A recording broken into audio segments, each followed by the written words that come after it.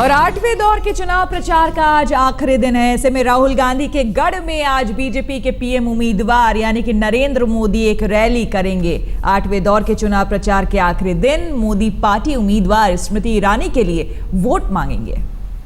सारी बर्बादी का कारण ये मां बेटा का कारवा है। बीजेपी के पीएम उम्मीदवार नरेंद्र मोदी की ये दहाड़ आज राहुल गांधी के गढ़ में सुनाई देगी। 8वें दौर के चुनाव प्रचार के आखिरी दिन आज नरेंद्र मोदी अमेठी में बड़ी रैली करेंगे। भारत माता की।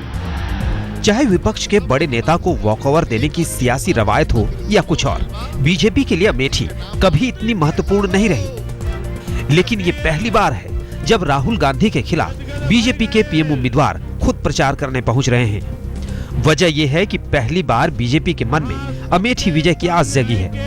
पहली बार उन्हें यह अनुभव हो रहा है कि सत्ता विरोधी और मोदी समर्थक लहर अमेठी जैसे अभेद्य कांग्रेसी किले को भी ढहा सकती है। मोदी की रैली के लिए अमेठी में गौरीगंज के पास किसानों की जमीन ली गई है। बड़ी तादाद में लोग मोदी को सुन सकें, इसके लिए इस खुली जगह को रैली के लिए चुना गया है। कोई कोर कसर बाकी नहीं रहे, इसलिए सारा तामझाम खुद बीजेपी के प्रदेश अध्यक्ष लक्ष्मीकांत वाजपेयी की निगरानी में हो रहा है। अमेठी के रण में बीजेपी और कांग्रेस के बड़े बड़े सूरमा आमने सामने होंगे।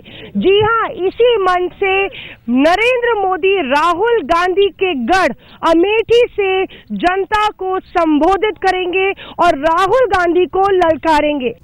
तैयारियों को युद्ध स्तर पर अंजाम दिया गया है। अमेठी में राहुल के खिलाफ प्रचार के लिए बीजेपी ने एक तरह से आखिरी वॉर की तैयारी कर ली है। पार्टी का दावा है कि ये बीजेपी की बड़ी रैली होगी।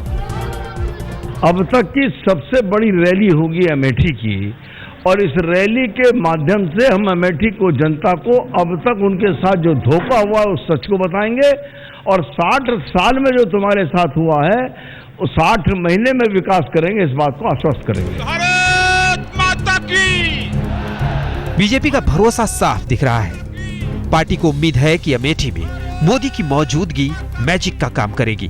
लेकिन क्या राहुल के अभेद्य किले को ढहाना इतना आसान होगा? अमेठी से मौसमी सिंह के साथ आज तक ब्यूरो।